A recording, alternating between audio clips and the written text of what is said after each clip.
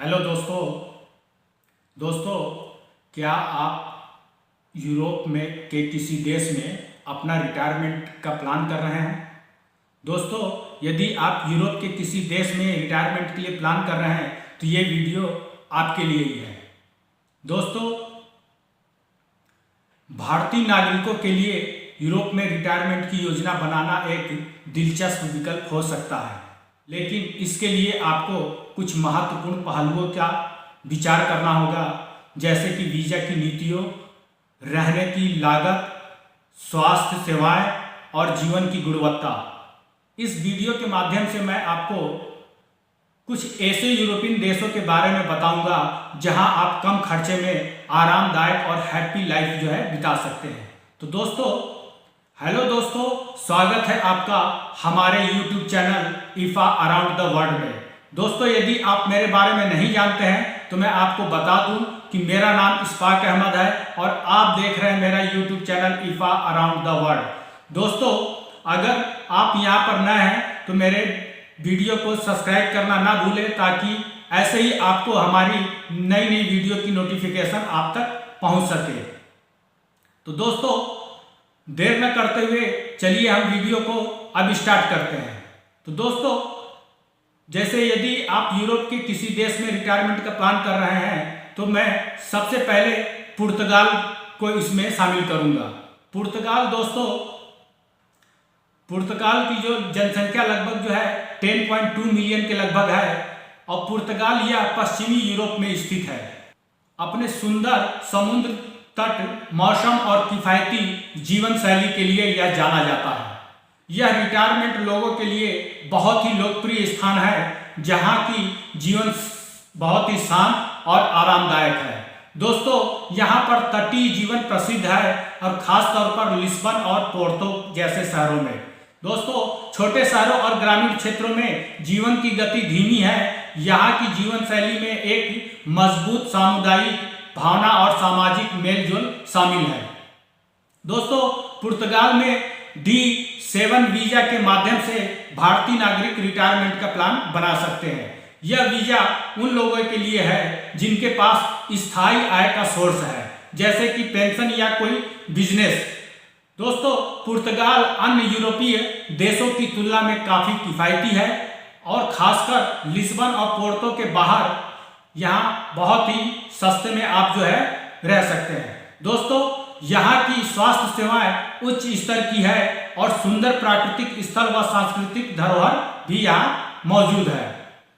दूसरे नंबर की जो कंट्री है दोस्तों, वो है स्पेन। दोस्तों, स्पेन की जनसंख्या लगभग 47.5 मिलियन है। यह दक्षिण पश्चिमी यूरोप में स्थित है। यहाँ विविध प्रकार की संस्कृति, गर्म जलवायु और इतिहास से यह भरा हुआ देश है। दोस्तों, स्पेन में ज़्यादातर पहाड़, तटीय क्षेत्र और अर्ध शुष्क मैदान है। यहाँ की जीवन शैली स्पेनिश है। यहाँ जीवन शैली में परिवार, भोजन और आराम का विशेष महत्व दिया जाता है। दोस्तों, यहाँ सिएस्ता यानी दोपहर की झपकी का चलन भी है, जिससे जीवन की गति आरामदायक होती है। यहाँ के लोग सामाजिक और बाहर खाना पसंद करते हैं। दोस्तों, स्पेन को नॉन क्रूएटिव वीजा प्रदान करता है, जो सेवानिवृत्त लोगों के लिए आदर्श है। इसके लिए आपको न्यूनतम आय की आवश्यकता होती है। स्पेन के छोटे शहरों और ग्रामीण क्षेत्रों में रहने की लागत बहुत कम है। दोस्तों, यहाँ का मौसम बहुत अच्छा है और यहाँ का स्वास्थ्य सेवाएं भी उच्च स्तर की है। तो दोस्तों, यदि आप स्पेन का प्लान कर रहे हैं तो आप इन सब चीज़ों को फॉलो कर सकते हैं, देख सकते हैं कि क्या आपको स्पेन जाना चाहिए या नहीं।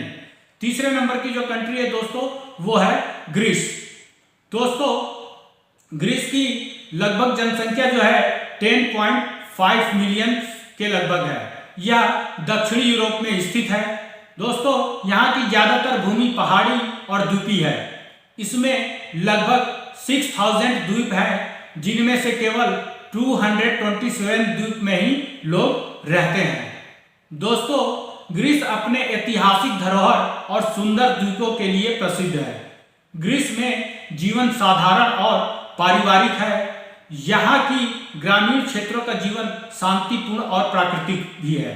दोस्तों, यहाँ के लोग अपनी सांस्कृतिक धरोहर पर बहुत ही गर्व करते हैं और यहाँ भोजन और सामाजिक मेलजोल जीवन का एक अभिन्न हिस्सा भी है।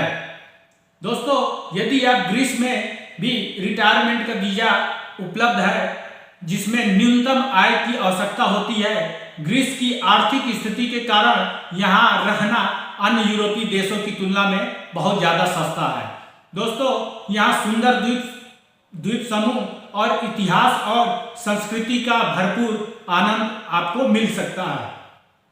दोस्तों, चौथे नंबर की जो कंट्री है उसका नाम है इटली। दोस्तों, इटली की लगभग जनसंख्या जो है 59.1 मिलियन है। दोस्तों, यह दक्षिणी यूरोप में बूट के आकार का यह देश भूमध्य सागर के किनारे पर स्थित है। यहाँ के लोग कला, भोजन और फैशन के प्रति ज्यादा उत्साही होते हैं। दोस्तों, यहाँ की जीवन शैली सांस्कृतिक और पारिवारिक है।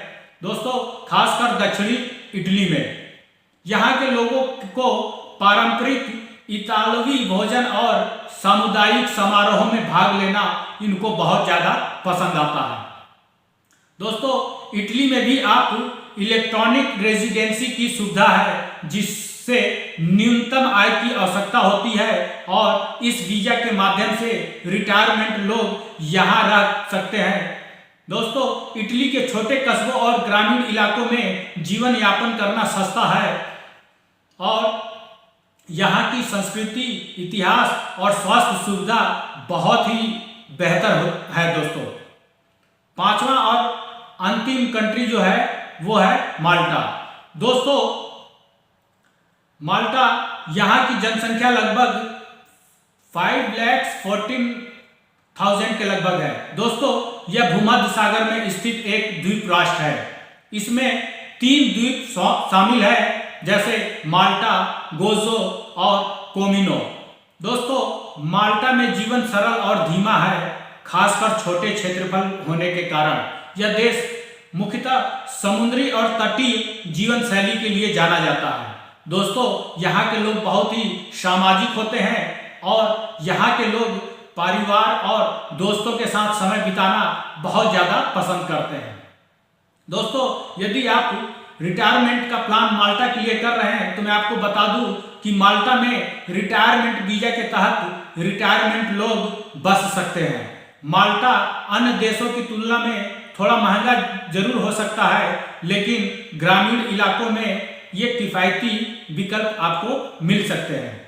दोस्तों, यहाँ की स्वास्थ्य सेवा बहुत ही अच्छी है और यहाँ की जीवन शैली भी बहुत ज़्यादा आरामदायक है। तो दोस्तों, इन देशों में भाषा, इनकी संस्कृति और वीजा की आवश्यकताएं भिन्न भिन्न हो सकती है, इसलिए सभी बिंदुओं को ध्यान में रखकर रिटायरमेंट का प्लान करना बेहतर होगा।